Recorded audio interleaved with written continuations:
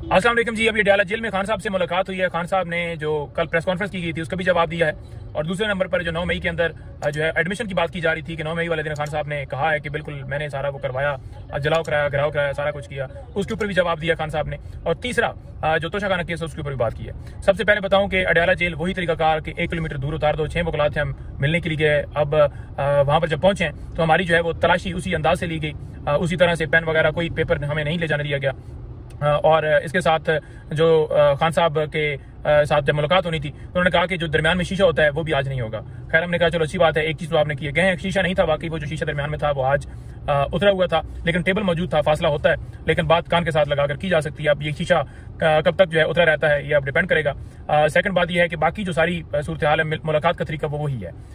खान साहब ने 9 मई के हवाले से बात की। उन्होंने कहा कि जो एडमिशन की बात की जा रही है, कोई मैंने एडमिशन यहाँ पर ऐसा नहीं किया, ये गलत खबरें फैलाई जा रही हैं, मेरा मौका बड़ा इसके ऊपर क्लियर है।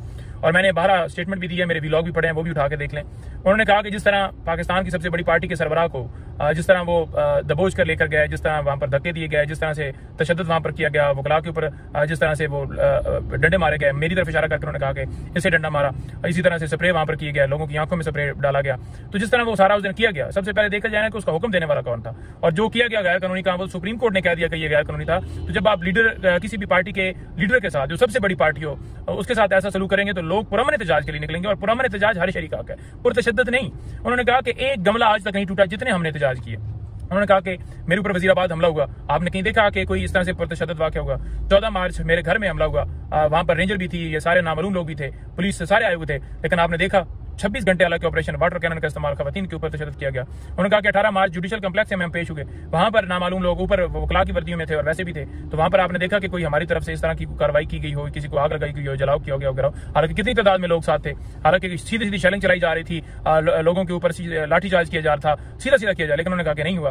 तो उन्होंने कहा कि ये सारी चीजें नहीं हुआ, तो इस टाइम ही ऐसा मामला क्यों हुआ, इस टाइम ऐसा क्या हुआ जो ऐसा सारा जो है वहां पर ये सारा। उन्होंने कहा कि बेसिकली ये हमारे ऊपर मलबा डाला गया, ये प्लान के तहत 9 मई हमारे खिलाफ किया गया। तो उन्होंने कहा कि जिस तरह गाड़ियों से लोग उतर रहे थे, जिस तरह सीसीटीवी फुटेज, उन्होंने कैपिटल हिल के ऊपर हमला हुआ, उन्होंने सीसीटीवी फुटेज के तहत जो किरदार थे उनके खिलाफ कार्रवाई की। उन्होंने कहा हम भी कहते हैं कि कार्रवाई हो, लेकिन जुडिशियल कमीशन बनाकर आजाद तहकीकात हो कि कैसे ये सारा मामला हुआ और कौन कौन इसके अंदर किरदार है, और एक मलबा डालने का पूरे पाकिस्तान में क्रैकडाउन करो, तो हर बंदे को उठा लो, हर बंदे को अगवा कर लो, पाबंदी लगा दो, बैट पे पाबंदी, खान के नाम पर पाबंदी, तस्वीर के ऊपर पाबंदी, हर चीज के ऊपर पाबंदी लगा दो। तो ये जो किया जा रहा है ये नजर आ रहा है दुनिया को कि ये प्री प्लान। उन्होंने कहा कि 90% लोग हैं उनकी आवाज कैसे बंद कर सकते हैं। और जो जिस तरह से कल प्रेस कॉन्फ्रेंस की जा रही थी, उन्होंने कहा कि आपने कहा कि ये डिजिटल दहशतगर्द हैं, आपने कहा कि ये सारे जो हैं इनको कैफे किरदार तक पहुंचाना चाहिए। उन्होंने कहा कि जो 9 मई के अंदर मुलव्वस हैं उनको कैफे किरदार तक पहुंचाया जाए, लेकिन हम 9 मई के अंदर मेरे ऊपर कह देना या पीटीआई के ऊपर ये कह देना, बिल्कुल ऐसा ही गलत इल्जाम लगाया जा रहा है। इसी वजह से हम कहते हैं कि वो सीसीटीवी फुटेज लाएं, और वो लाई इसलिए नहीं जा रही ताकि पता ना चल जाए, हकायक ना पता चल जाए। तो बड़ा उन्होंने क्लियर इसके ऊपर मौकफ अपना दिया है, और उन्होंने कहा कि अब आप समझते हैं कि हर बंदे की आवाज आप बंद कर लेंगे। रऊफ हसन साहब के बारे में जब मैंने बताया, और बाकी तमाम खवातीन इकरा वगैरह और सबका, और जो हमारे लोग गिरफ्तार हुए जैसे राशिद रफीक और उसके साथ जो अफाक के सबका नाम लेकर मैंने बताया, तो उन्होंने कहा कि ये समझते हैं कि इनको उठा के तो ये आवाज बंद कर लेंगे, अब एक उठाएंगे हम दूसरा बंदा उस जगह पर लगा दें, तीसरा लगा देंगे, वो समझेंगे कि एक साइड की इन्फॉर्मेशन खत्म हुआ है तो जो है उसके पीछे हमारे पास बंदा कोई नहीं बचेगा, वो समझेंगे कि एक जगह के ऊपर कोई बंदा खत्म हुआ है, यानी कि उसे उठा कर ले गए तो वो जो है वो पोस्ट अब खत्म होगी, अब कोई बात नहीं करेगा। तो ऐसा मुमकिन नहीं है। प्रेस कॉन्फ्रेंस भी होगी, बंदे भी अपॉइंट होंगे, आवाज भी होती रहेगी, और जिस वक्त वो बैक आएंगे अपने डेफिनेटली वो ओहदे संभालेंगे। और उन्होंने बड़ा क्लियर कहा कि ये पाकिस्तान, ओवरसीज पाकिस्तानी जो बाहर बैठे हुए हैं, हर जगह पर लोग जो है वो बात करेंगे, और हर जगह से जो है वो किस को आप रोकेंगे। और ये बात जो है सिर्फ ये ना कि ये मेरी बात है, ये किसी 2 बंदों की, 4 बंदों की, 10 बंदों की बात है। उन्होंने कहा कि 90% आवाम की राय जो है उसके ऊपर जो है वो कैसे आप जो है उसके ऊपर अटैक कर सकते हैं, कैसे उसकी आवाज बंद कर सकते हैं। उन्होंने कहा ये मुमकिन नहीं है। उन्होंने कहा कि यही हुआ उस वक्त 1971 के अंदर कि आवाज जो है बंद करने की कोशिश की, उस वक्त आवाम की राय का एहतराम नहीं किया गया और ये सूरत हाल हुई। तो खुदारा इसके ऊपर रहम करे और मुल्क को आगे बढ़ने दें, मुल्क को आगे चलने दें। ये मलबा हमारे ऊपर डालकर आप समझेंगे कि आप ये पाकिस्तान तरीके इंसाफ कुछ चंद लोग हैं, तो आप पूरे मुल्क, आप आवाम के खिलाफ जा रहे हैं, आप आवाम की राय के खिलाफ जा रहे हैं। आवाम की राय का एहतराम करें, आवाम को अपने मुखालिफ ना करें, तो खुदा का नाम लें और होश की नाकल लें।